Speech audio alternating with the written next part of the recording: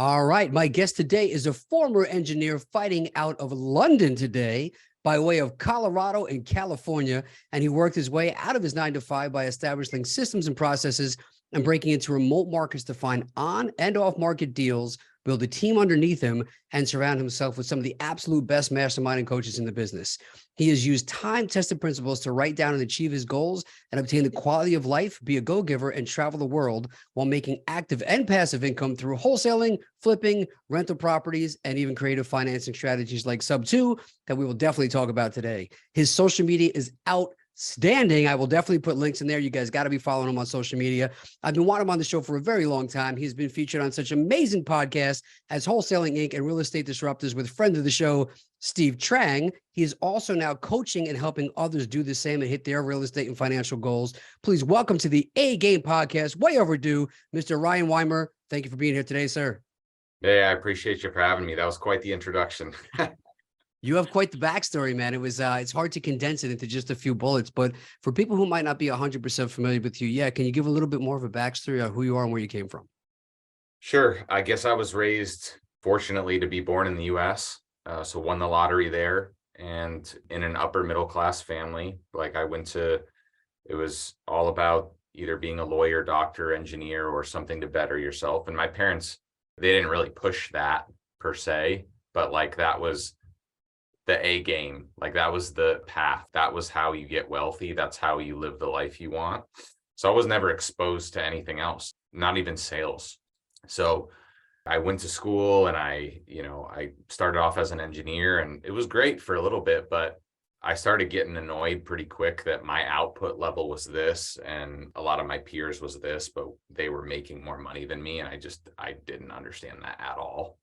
And again, this is me not even knowing sales exists, right? Where like you can get paid equal to what you produce. I didn't even know that was the thing. So I started having this, I was like 25, 26, like, is this really what it's going to be like for the next 30 or 40 years? This is horrible, because nobody had really explained to me what that corporate environment was going to be like. And it was just so draining and just soul crushing to have the monotony of doing the same thing every day and only getting your 3 to 5% raise. And on a good year, you get a 10% raise until you're 65. And I was just like, there has to be something else that I'm missing here. And sure enough, there was. And once you're exposed to you're in the circles with the right people and you're exposed to the right stuff and you start getting educated and start taking action, you realize there's this whole nother sphere of people and just a really invigorating, inviting culture of entrepreneurship where you can go on your own path, do whatever you want in life. And I didn't even know that was possible before. So it actually took me, like most people with golden handcuffs, it took me to get fired to really have my back against the wall and take action. So take significant action, I would say, like really go all in, because I was double dipping for 3 or 4 years. I was working my engineering job and started getting educated with real estate on building some passive income. So that's a really easy step for a lot of people, is you don't need to go in cold turkey right away. Double dip for as long as you can. If you have that fear of risk and you don't really fully believe in yourself yet, because that's really what entrepreneurship is about. Like, are you betting on yourself, or are you putting your life in the hands of the government or your 401k or a company that doesn't give a crap about you? That's really what it comes down to. So if you need a few years to build up that confidence to bet on yourself, financially, mentally, spiritually, then do it. I love that, man. I think that checks a lot of boxes for different routes we can go down. One of them is that I always think it's interesting. I tell people, if I can have one person listen to this podcast and be proactive instead of reactive with their life and start doing something now, I feel like that's a huge win, because too many people wait for that. I got diagnosed with a disease. I lost my job. I was living in you hear all those stories. And generally I feel like it's because people wait until they're out of options to go and do something. And I think you're a little bit of an anomaly. I've listened to a lot of your other interviews and studied a lot of your stuff. And you're one of these people who was making good money and living a good quality of life, but you weren't getting that fulfillment and you knew there was something better out there for you. And I feel like most people who are traveling the world, making 6+ figures and have that safety blanket don't take those steps. And even if they go and they decide they want something and they start watching some YouTube or taking some courses, reading some books, they don't actually take that step and really start actively going after this stuff. So what was it about you? Because that's not the normal story I hear. Yeah, I think to that point, there's so much friction. So like all of my circle of friends, which I still have that are engineers, grew up in that same household environment of like, go to school, get a job, get a great paying job, and you're in the top 1% now. Why would you ever want to deviate from that? So if you're in your sphere of influence of who you're hanging around with and who you're spending time with, if they're not encouraging or open-minded or educated or understand how capitalism works, how wealth is created, how freedom is created, then you're going to have all these people in your ear and all these influences that are like, what are you doing? Don't do that. You're crazy. That's way too risky. You're going to end up, doing this, or even the people that start to see that you're successful and gaining momentum, and then they start to project their insecurities on you. Like, oh, you're this big hotshot now, and oh, you're doing all this stuff in social media. You don't have time for us anymore. It's like, come on. So, but that's really what it is. It's about that projecting that insecurity on other people. And that's what you have to realize is, if I'm not surrounded by the right people that are going to encourage me to get curious, to seek the information, to get educated, then I'm not in the right circle of friends. I need to go find somebody that is doing something crazy, and I need to talk to them, and I need to figure out, like, what is it about them that gave them the courage to do something crazy? And then I need to talk to a second person. I need to talk to a 10th person, right? And then you slowly your sphere grows. And I think most people they don't have anyone else that is doing something bigger, greater, and they cannot think. They don't know what they don't know. They don't know what they don't know. So they just continue down the same path as everyone else because they think it's normal. I think about that all the time. When I first started, I always look back and I remember I didn't know anybody who didn't live paycheck to paycheck. I didn't know anybody who knew anybody who didn't live paycheck to paycheck. So it was almost like talking about an alien. Like nobody's seen one before. Like they don't think they exist. And then you meet one day and you're like, oh, wow. Like I remember the first time I met like a millionaire, and I was like, but they're just I just talked to that person for an hour. I had no idea like who they were or what they did. And I think that starts to make you feel like, oh, there's like a normal person. And if they could do it, I can do it. And I feel like that's a really good catalyst for me anyway to get things started. But then once you actually make that transition, the dropout rate is huge. And you and I started talking before we recorded it. And I'm glad you brought it up because, especially like you said, you nailed it with people look at the social media and they go, oh, hotshot, he's killing it right now. Ryan's got this, he's got that going on, but they only see the highlights. They don't see all the other stuff. And I think most people don't want to put the work in, or they don't have that support team around them when things do get confusing or scary or nervous, or you don't have the answers, you can get the analysis paralysis, or you're just taking beatings, because that's what business is a lot of the time. They quit or they give up. So I'd love to hear about how you've made your way through that, the ups and downs, especially with the stuff and the way the market's changing now, to keep yourself in the fight every day. Yeah, great point. I think that really fundamentally comes down to a mindset thing, because in 2021, I think I spent like $180,000 investing in myself just to be in rooms with people that were doing what I wanted to do. And last year, I'd have to look at the end of year financials, but I'd be willing to bet it was about 1.5 or even double that, because I built my business virtually. Like I had very limited, I was in San Diego at the time, and sure, there's entrepreneurs there and everything, but like I didn't have someone that I could go meet up with in person. So, which is hard. It's lonely. And like, if you're working from home or whatever, like you have to force yourself. That's a lot of the reason why I pay so much to be in those rooms, is because it stretches my mindset of what I think is possible and what I think I can do. And then when I pair that with action, I slowly build up confidence over time, and my floor keeps rising, keeps rising, keeps rising. So that's why it took me 3 or 4 years to really go all in on entrepreneurship when I was working the corporate job, is because I had a really hard time understanding that what investing in myself really meant. And I get a ton of people all the time when they inquire about doing mentorship or coaching with me that say, what is it going to cost? What is it going to cost? What is it going to cost? I understand the nature of the question, but what they're really at, they're not saying, what am I going to gain from this? That is such a big mindset shift. That's such a big mindset shift. It's like, what am I going to, like, am I actually going to get this money back? And if you don't really believe that you're investing in yourself, you're going to get money back, then you got some work to do up here. And you gotta take some time to go through that education and action taking to build up the skills to then give yourself the confidence to keep elevating. And that's a slow process, but really it starts with looking at things like, what is this going to cost me, to what is this going to gain me? Because now looking back, I wish I had started right away and I had invested way more money in myself. But that's the conundrum that you have if you're in that small circle like everyone is.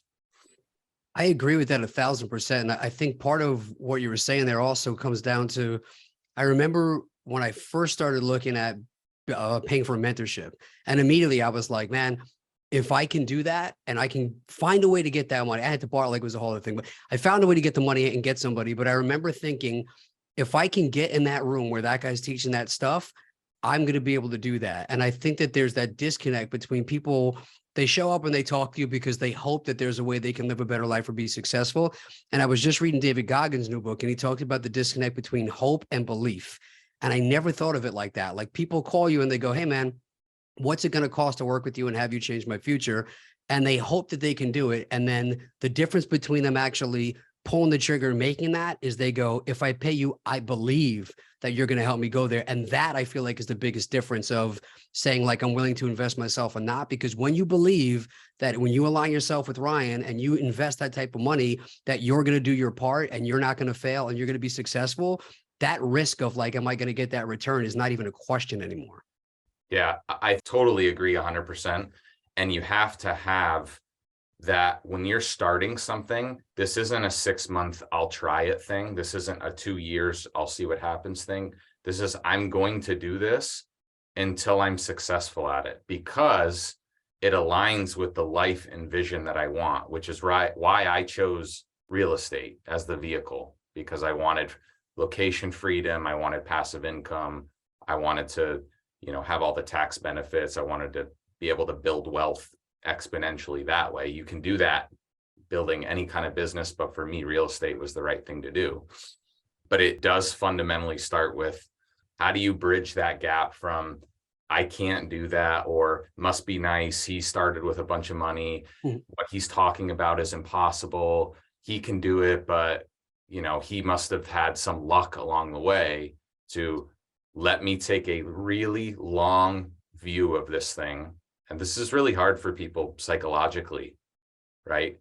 Like social media, it's all about getting that immediate dopamine hit. It's all about immediate gratification and things happening fast, and everyone looks like an overnight success. And you really have to rein that in and take a super long view of it and not get discouraged along the way. It's like, it's no different than dieting or being healthy or working out.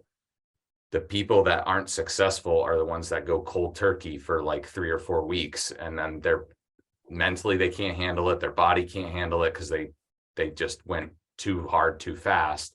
They burn out and they go back to their old habits. It's no different from a mindset perspective. When you're starting on your entrepreneurship journey, you got to really take a long view. I love that. I tell everybody, like, the mentorships and stuff that I've invested in, it wasn't about 6 months to a year. It was learning things and making relationships and connections for 6 months to a year to help you build wealth for the next 6 to 12 years, all for that 6 to 12 months. And so I love that. And one of my favorite quotes is, if you don't quit, you can't fail. Like, I'm, big jiu-jitsu guy, MMA guy. On almost every gym that I go into for jiu-jitsu, somebody has something on their wall that says a black belt is just a white belt who never quit. But everybody wants to walk in on day one and be a UFC fighter or be a black belt. And they don't realize that, like, it's just black belts have just taken their beatings every day and kept coming back and coming back and coming back. And that's the same type of thing I think we all see. Like, when you get in those rooms with other guys like the Pace Morbies, or you're in the Collective Geniuses or whatever it might be, And you start to see like everybody's been dealing with the same thing. And we're just the guys who kept showing up and figure a way to not take that same beating we took yesterday as bad as we took it. So just living to fight another day. I think that that's a huge point. Yeah, absolutely. And then what's funny is then when you're in the same room as them and they're like, yeah, man, like I went through the exact same stuff, and you can connect with, that's what's so cool about being in those rooms, is once you get to the layer deeper about like what actually got to them to this point, and you find out a lot of times it's a decade, 2 decades, multiple partnership fallouts, lawsuits, people stealing money from them. I mean, really tough stuff. And most of them have gone through quite a few cycles of that at some point in their life. But like we talked about earlier, the difference is the floor rises each time. Each time they go through that concept of the valley of death, where in order to level up, you got to really go through a lull, right? And embracing that, knowing that it's going to raise your floor to the next time. Whereas like if I lost everything today, it doesn't matter because my floor is this, my financial thermostat is this. So that's my new starting point, and it wouldn't take me near as much time to get back to where I am because I have the skills built up. I love that, man. So talking about now transitioning in, you decide you want to get into real estate. And I think the time that I started 15 years ago, there wasn't excess info everywhere, every day, on every Instagram page, on all the YouTube stuff. So it's almost too much information. And I know you've talked a lot about shiny object syndrome. So I love Bigger Pockets. Love those guys. David and Brandon have been on the show a bunch of times, but I think you can listen to things like that or get on somebody's YouTube, and then they talk about flipping and then wholesaling and then wholetailing and then sub two and multifamily and storage units. And you go, this is all great. Where do I start? And you're always chasing the different thing. And then you never get off the ground. You managed to take that and realize, okay, I'm going to look at this, but now I'm going to hyper focus on one thing and just crush that thing. So how did you overcome the shiny object syndrome, which I think is tougher probably today than it ever has been to get over? Yeah, I think it all starts, you got to think what aligns with my vision, but at the genesis of everything, it really all starts with sales. Like every product, and the real estate equivalent of that is finding the deal and sourcing the deal, both finding the opportunity and then selling it to an investor or, pitching a partnership or whatever. But it really starts with developing those sales skills, like active listening, asking the right questions to reveal information, and understanding how a just lead generation in general works for everything, and how your lead funnel starts like this with a bunch of people and it dwindles its way down to less and less and less to get to your qualified leads. And then how are you servicing those leads and turning them into potential opportunities? So when I was looking at everything and I was hearing all that, for me, it all started with the deal. Like if you don't find the deal, then what you do afterwards, it doesn't matter at all, right? It doesn't. You can't do multifamily without finding a multifamily deal. You can't do commercial. You can't do mobile home parks. You can't. That was just plainly how I looked at it. And it doesn't matter what your product is, but if you don't have a product, that's your first problem. So you got to have something to offer of value first. So you got to pick, and you got to know that it's not going to take 6 months to get something legit. It's going to take multiple years for me to build up that skill and do that. And the way that I would narrow it down from your potential options is, what is my biggest source of pain in my life right now? So for me, when I was working as an engineer, they used to make me travel all over the world and stuff on short notice, which was fun. But then I was in Taiwan for 6 weeks one time, and Thanksgiving was coming up. And I had a call with my boss, and I was supposed to come home the week before Thanksgiving. And he was basically like, sorry, you can't leave. You got to stay there. And I was like, what? I've already been here for 6 weeks. I'm coming home. No, you have to stay there. He made me miss Thanksgiving and like stay through. And so for me, that was a big source of pain, where I was like, wait a minute, someone's using me as a puppet and I have no control in my life, even though I'm making a bunch of money. Like at any moment in time, I don't have true freedom. So that was my pain. And I was like, how do I get financial freedom to where I don't need that job. And that was real estate. So if you like what you're doing right now and that's not really an issue for you, then I would say you don't need to necessarily pick something else. But that's how I would go through that thought process, is like, what is my biggest source of pain and what vehicle aligns, like would get me there fastest, really.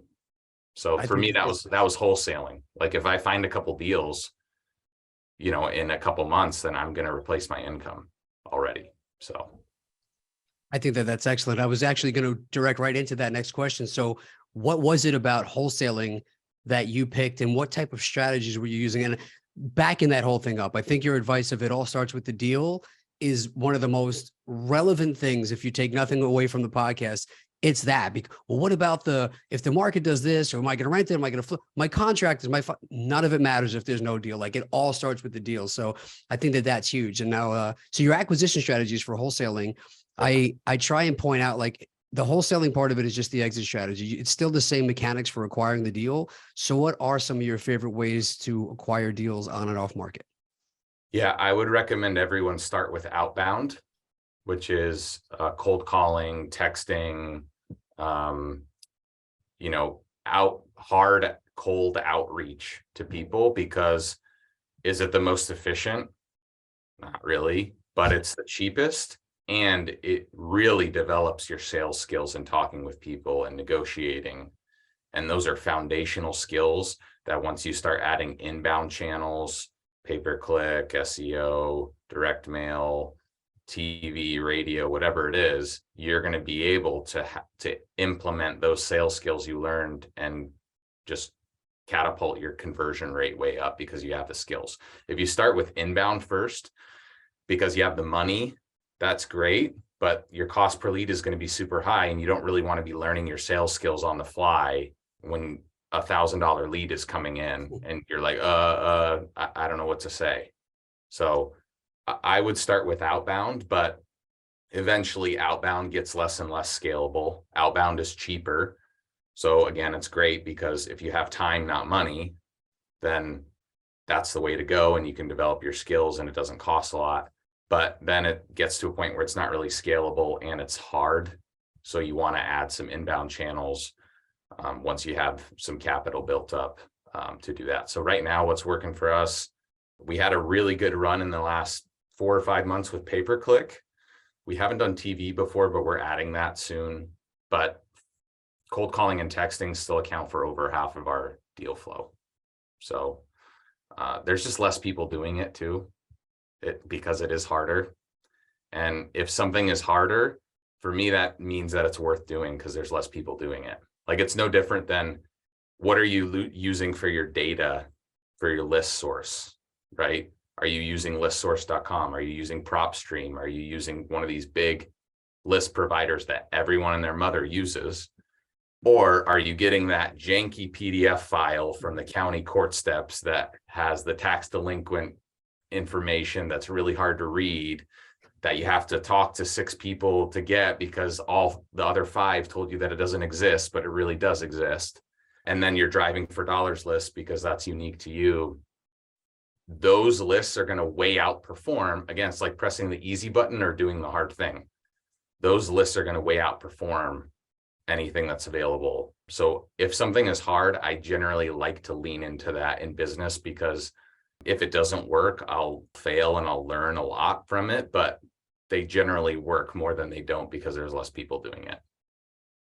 I love that. You know, it's interesting with the market changing. I'm hearing people now talk about, we're not doing off market anymore. Now we're going to realtors. And I'm like, good, go talk to the realtors. And why everybody's now going back on market, I'll go back. So something's always working. You know what I mean? It's just a matter of shifting it around. I haven't had many people come on and talk about driving for dollars. Talk a little bit about how you use that strategy. Yeah. So if our guys now with the team, if our guys are going on an appointment with a seller, then they'll take 5 or 10 minutes before or after the appointment just to drive around that neighborhood and know anywhere from 5 to 10 properties. So now we have a list of over 20,000 records of properties that have looked in some sort of physical distress. Like, you know, the roof is caving in, or there's paint chipping, or the lawn is overgrown, or there's junk cars in the driveway, things that might indicate some type of financial distress. So that's a list that's only that's unique to you, and that far outproduces any other list that we use on a regular basis. That's awesome. I got to add that a little bit more to my stuff. So talking about wholesaling, I like the idea. I heard you say it, and I love it, that you basically get first right of refusal, and you can pick the best and you can wholesale the rest. So you get the acquisition strategy, you look at the deals and you pick the ones that fit your buy box the best, and then you get the other ones there. So you can basically monetize everything. What is your decision process for what you hold versus what you wholesale versus maybe what you do some sort of creative finance or wholesale on? Like, how does your exit strategy process decision tree work? Yeah, I would say even before that, it starts with the marketing. Like, what are you marketing? So in the past 6 months, just with what's happened with interest rates in the market, and most markets in a pretty steep decline right now, we're hyper focused on the under median price point marketing, also in really desirable areas. So we're talking in our market in Boise, that's anything under like 400,000, because all that stuff is still moving pretty quickly because it's affordable. So all your FHA buyers, so that's stuff that we're targeting a lot now. Whereas in the old interest environment, there's a lot of trade up. Like, people wanted to sell their property to trade up for a new thing because money was really cheap. And so you're over 400, you're 800 plus, the luxury builds, you could make gigantic spreads because the market was appreciating. So I think first it starts with what are you actually targeting? And then the second part of your question was Just what your decision tree for what you're going to exit with: creative financing, wholesale. Yeah. So I got into real estate because I like the passive income. So if it's a creative deal that cash flows with a low down payment and I can cash flow day one, 9 times out of 10, I'm going to do everything I can to keep that. So that's a subject to, or a seller finance, a non-cash deal. If it's a cash deal, I would say most of the time we're either going to look to wholesale that or flip it, just because it's all about cash conversion and getting our money back and then reinvesting back into the business and doing that. So that's kind of the first criteria. I would say second criteria is, what's the location? Like, is it in a really desirable place where you can get really good tenants, or is it not in a good place? Or maybe do we have 5 of our crews working jobs in this county? And so if we took on a flip or even a rental project in another county, it's going to spread us too thin. And then the third thing is, where is the business in our cash position? And that's something in the last 6 months we've had to really maybe prioritize above the other two, because when the market's declining, you want to be stacking cash to capitalize on new opportunities. And so really at this time, if you're not stacking cash, you should be prioritizing that. And that means you're probably going to be wholesaling most things, because you're building up your cash position to basically gain market share at this time, hire new people, invest more in marketing, because there's just more opportunities. Before, there was so limited opportunities, the market was crazy, competition was crazy. But now it's really all about stacking the cash to position yourself to attack. At Offer Now Idaho, we're looking to hire A players to run our organization and help us grow our business. Corey, why would somebody want to work with Offer Now Idaho? Do you want to be challenged? Do you want to grow? Do you want to have people in your culture push you to be the best version of yourself? I do. And that's why I'm here. And in addition to that, do you want to have the chance at growing long-term generational wealth? That's all a possibility with a company that's small, cares about you, and wants you to be able to invest in real estate. What's something that separates Offer Now Idaho from any other real estate company? It's really rare to find a company that can help you get into a home. Sure, they might throw a few thousand into a 401k that you can access when you're 65. How many people are going to help you either provide a rental property or a shelter over your own head? Through our off-market home buying program, we assist our employees in buying properties once they've achieved certain levels within the company. And that's really unique to people because you get that asset. You get to do whatever you want with it. And you're buying an off-market discounted property to improve the quality of your life and your family's life. Yeah, not only that, we offer benefits, and we have a very challenging and high growth energy startup feel to our work environment. So we are looking for people that want to make over 6 figures a year. Right now, we have a $3,000 referral program. If you know somebody that's looking for a new role, we will pay you $3,000 once that person is hired by us and they hit their 90-day mark. So if you know of anybody that's looking for a new job or looking to change their life, shoot me a DM at Real Ryan Weimer on Instagram. Let's get it. I love that, man. I think that that's great advice. You touched on potentially holding more passive income with some things like subject twos. Do you have some sort of criteria for what you would take on there as far as the equity position? Because I know I've talked to some of them that they'll pick up anything, even if it's negative equity. But then my concern with those is I generally like to have like 20-25% equity in, just in case the due on sale clause gets called.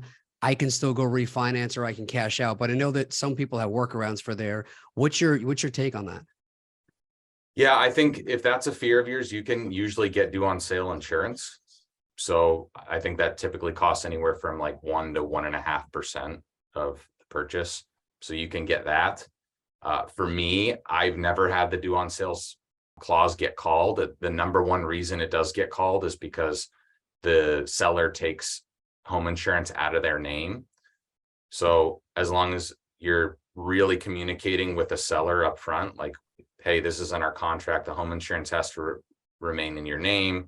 The payment usually also includes taxes and insurance in their monthly payment, right? So as long as you don't touch that, we're still going to get our own homeowners insurance on top of that, but don't touch that. That'll solve 99.9% of your due on sale clause issues. So, but if you still want to get the due on sale clause insurance, you can. When we're looking at a property though, how much work is needed is kind of the tiebreaker there for me. If it's pristine, which by the way, right now, like 4 out of our last 6 sub-2 deals in the last couple of months have been on 2020 or newer builds. Because people just bought them in the last year and they've lost 20-30% of their values. So they're already underwater. That's an example of one where if there's not any equity, but I can still cash flow, or the interest rate, I'm knocking off a lot of principal every month. That's a situation where I'm okay with not having equity because it doesn't need any work at all. If it needs, and that's if you're coming in with little to no money, like less than a 5% down, right? That's really important to throw in there. So otherwise, if it needs a lot of work, I'm not okay with a 0 equity situation or limited equity situation, because my cash up front outlay for, then I'm just basically getting a cash on cash return, right? I have the down payment, I have money to put into the repair costs, the condition to get it up to the right standard to get this rent. And then I'm just making cash flow on the rent to offset my down payment, and I'm not going to refinance it because the rate is probably really good, and that's why I bought it in the first place. So if it's that kind of situation, we'll either close on it and wrap it to another buyer, or we'll just wholesale it to typically an owner occupant, like somebody that can't qualify for a conventional mortgage. Maybe they're a 1099 worker, maybe they're a landscaper that started business 1.5 years ago, but they're not really lendable, but they're bringing in a lot of income and sitting on a down payment. Those are some of your best buyers for those properties because they don't have any other choice. They're not going to be able to buy.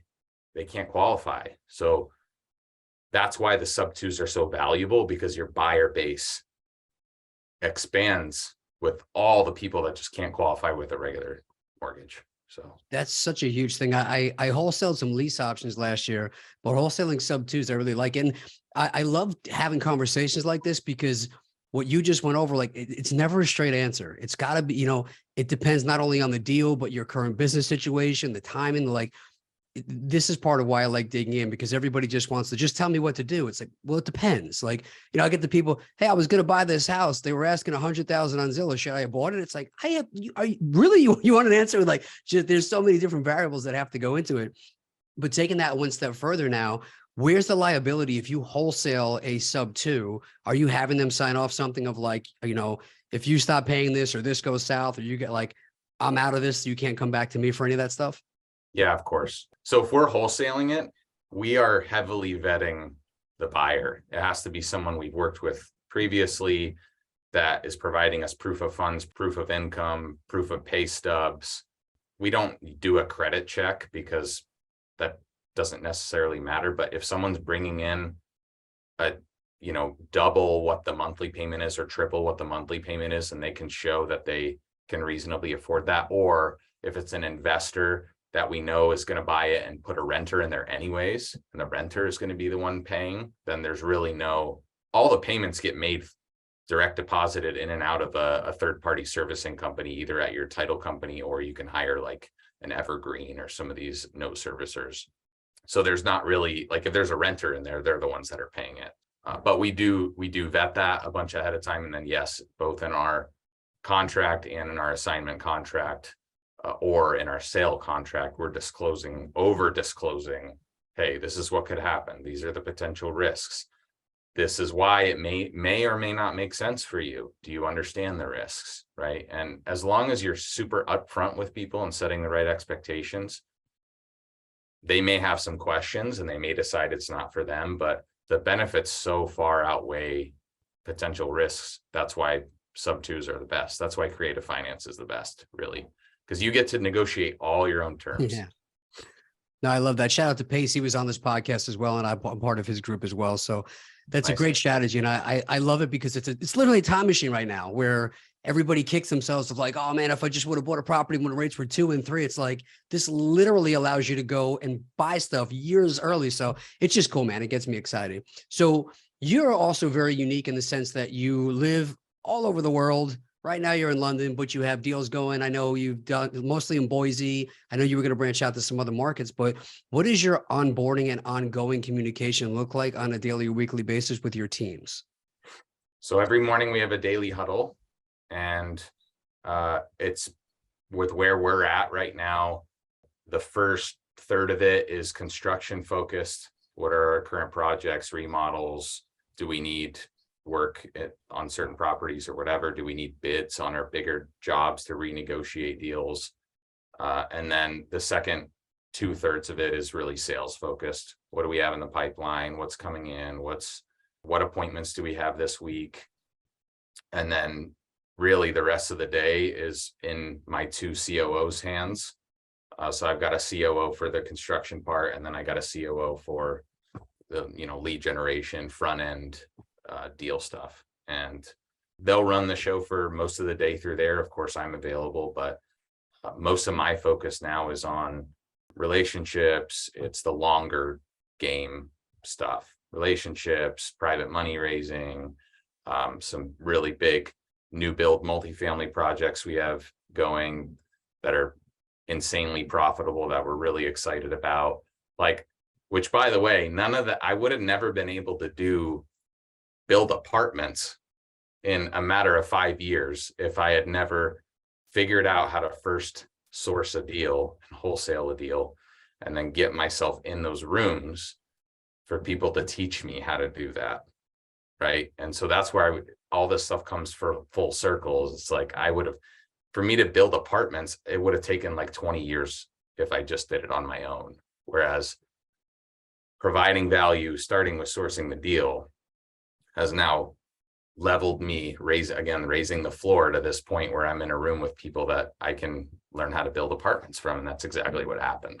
Now I'm in a position where the wholesale company, especially in this past 6 months, has needed significant adjustments with what's happened in the market. So I'm getting more hands-on in the sales training and getting my hands dirty again, as the owner. But a majority of my time in a stable market is spent on the longer term true visionary role.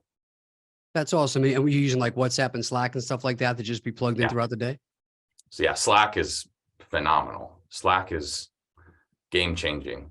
You probably gain back like 1/3 of your day just from using Slack, because it cuts down on all the email. Oh yeah, my email is out of control right now. So agree, Slack's more direct. So the last thing that you just mentioned that I definitely just want to touch on before we change directions, Yeah. what stuff are you doing right now to adjust for the changes in the market? Because I know like some of those markets that are red hot, they also crash a lot the other way. And what you're doing by being on top of that and pivoting, I think is smart because people don't account for the exit and for the adjustments. So what types of things are you doing to keep yourself safe in the transition? Yep. We used to touch the luxury market and the higher price stuff. Once things started changing, we got hyper focused on the median price point and below because that's where the buyers are. So we made a big adjustment to our marketing, and we also went back into, we were doing sub twos and creative finance before, but the market was so crazy. People just wanted cash, cash, cash. And they were getting it. So we really went back to the drawing board and we were like, how can we triple, quadruple our creative deal flow? And it really just came back to training and getting our hands dirty in that, because what we found was when the market was changing, our buyers would still buy, like if we were wholesaling, our buyers would still buy creative deals, but they would not touch cash deals. So we really doubled and tripled down on refining those skills again for creative deals. Simple stuff, right? Role playing, phone sales basics, asking the right questions, pitching things a certain way. We started doing some novations too, in addition to the creative finance stuff. Like when we wanted to be the ones where when we walk into a seller's home, we've got option A, B, C, D, E, and F. Which one do you want? Whereas your normal buyer and 99% of everyone else is just coming in like, here's your cash offer, or we can list it. And that's not going to work in this market. You got to have multiple tools in your tool belt, and you got to be proficient at explaining all of them. So it really just comes back to refining your skills for a pivoting market. And I think this is the best time in history to buy creative finance deals. So if you're not doing that, shoot me a message. I can help you. We were one of the original Subtube members too. I mean, Pace's group is incredible, but that is really where all this wealth is going to be created in the next few years. I love that, man. And on the disposition side, what stuff have you changed to adjust for the disposition side? Yeah, so we've had to spend way more time on it. Like before, it was probably like, truthfully, before we probably spent 90% of our time on dispo and 90% of our time on acquisition and 10% on dispo. Now it's very 50-50, very 50-50. Because if we got a deal back then, it would sell itself. Now we actually have to do the same kind of outreach we do for sellers. We gotta call them. We gotta text them. Hey, are you still buying? Hey, what areas are you buying in? Hey, what's your buying criteria? There's way more. Like, you actually have to try now to develop relationships with your buyers, and you should be, on what they want and what they're looking for. And you'll start to see some similarities with people on what they're actually wanting to buy. So then you can adjust your marketing criteria on the front end. But I guess for starters, it's really comes down to when we get a property under contract, we're not just blasting it out to our lists. We're blasting it out to our lists. We're posting it on multiple Facebook pages. We're putting it on Facebook Marketplace. We're putting it on Craigslist. We're skip tracing all the neighbors of the property and calling on them. We are looking at previous listings in the neighborhood, calling on those agents, seeing if they had any offers that didn't get selected on all the surrounding properties around there, if they have any buyers. Like, we're doing literally all those steps in our dispo process now that we weren't doing it all before. That's awesome stuff, man. I love the transition. So it's a lot to unpack. There's a lot of things, and I tell everybody there's fortunes to be made and lost in a transitioning market. You have to have systems and processes in place for those safety nets so you don't get your butt kicked, which is why I think having people like you that have already been through that are so active in the markets and know what's happening and they're doing these adjustments, to me, that's worth the investment every day. That's why I've always invested in people to keep me safe and give me those shortcuts. So talk about now what you're doing. You started the coaching program. What does that look like? How are you helping people? Like, go through a little of the ins and outs of what your coaching program entails. Sure. So we have a group program, and then we've got a private one-on-one program. The one-on-one program does have a bit of a waiting list right now. Both, we do an initial application, fill out a questionnaire.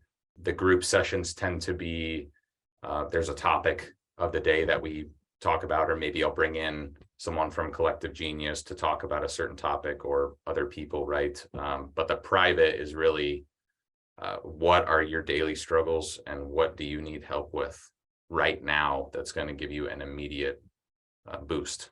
So everyone's on a different path and different level, but I would say a majority of the people that I work with, they've done their first deal. Maybe they've done their second or third, or maybe they're doing a deal every other month or once every 3 or 4 months, but they're solopreneur. So how to get them from a solopreneur to start building a business that actually serves them and not the other way around. Because I see a lot of people that get into this, and you can go be Michael Jordan if you want to, and make a crazy amount of money and be super lean and not really have any employees, but it's all on you, right? You're not in the owner's box. It's all on you. So what you produce, that will eventually, you'll get tired of that eventually. So that's the conversation that I have with people. Is I know it's scary to hire employees. It's time consuming to train people and have them leave, or have to fire them, and also have to pay them. But what's the alternative? Because otherwise you're just doing what you did before till you're 60 or 65. You just created another job for yourself. So there is no alternative. Let's get 5% of your time back. Let's get 15% of your time back. Let's start building this into a business that serves you. I think that's incredible, man. So is it like weekly, monthly Zooms, phone calls? Is there like a group that they can interact? Yeah, it's bi-weekly right now. Yeah. So we have a pretty small group. There's guys all over the country that are doing different stuff. But we actually meet twice a month. So that's awesome. Both for the group and private clients. So if you guys want any information on that, shoot me a message. Probably Instagram is the best place to reach me, at Weimer Investments, and we'll see if we're a good fit. Because a lot of people that apply, I'm the first one to say, hey, don't listen to all these gurus out here that tell you to just buy their program and spend the money. If you're not already educated to some level or have done your first deal, everything out there that you need to do your first deal is available for free. There's a lot of stuff. I mean, YouTube, podcasts, everything that you need to do your first deal is available for free. So please don't spend your nest egg on coaching day one. Spend it on marketing and spend it on building skills first. And then once you've gotten your hands dirty, you get it, and you've done it a couple times, that's when you really want the coach to propel you upwards. So don't do it too fast. We turn away a lot of people. That I'm not saying don't seek mentorship or don't seek that, but your money is best spent when you're starting out on marketing and getting leads, because that's what brings in the revenue. I love it, man. So Instagram, any other ways to connect with you, to find you, to follow you, to work with you? Yeah, you can go to weimerinvestments.com as well. And we've got just an overview of all the stuff that we're working on right now. We've got, if you're not really looking to do any of your own deals, but you want to get a guaranteed secured return, we've got quite a few multifamily projects, both existing and new builds. So we can schedule a call, talk about that if you want to be an investor. If you're interested in, doing the wholesaling, or just really starting your own path to financial freedom, even if it's not real estate, I can definitely help be an advocate for you and help you, because a lot of people helped me to get to this point, and that's what it's all about. That's what, giving back and having that abundance mindset. It's that go-giver mentality of anything that you give value to now, you're going to get tenfold in the future. And that's really true. I love that, man. You have brought your A game to everything you do. It's not a surprise at all that you're so successful, and you have definitely brought your A game to this podcast today, sir. I very much appreciate it. I harassed you to come on for a long time. I really liked everything you were putting out, and I appreciate you being patient with me and giving your time today to me and to listeners. I thought it was amazing value, a ton of stuff to unpack there. I thought you did a fantastic job, and I very much appreciate it. Do you have any final thoughts before we let you go for the day? Yeah, guys, we just did a deal a couple months ago, $0 down, 0% interest. It was a dinky mobile home on land that nobody wanted. And we got it under contract and then called the lot next door, who turned out to called the neighbor, right? This is one of our dispo strategies. And he happened to be a developer and was going to build some townhomes. So we sold the land to him for basically nothing in exchange for a finished townhome free and clear at the end of his project, which is he's now broken ground on. So you can, I know this sounds insane. Do these opportunities happen all the time? No, but they happen often enough and they are real. I mean, zero money down, we produced a new townhome out of thin air, out of nothing. And that's what the power of creative finance is, and why this stuff is so cool, because there's so much freedom to create and just build just exponential wealth for yourself. And this stuff is real. So I know it sounds crazy, like I couldn't do that, but you talk to enough people, you generate enough leads, these kind of home runs do happen.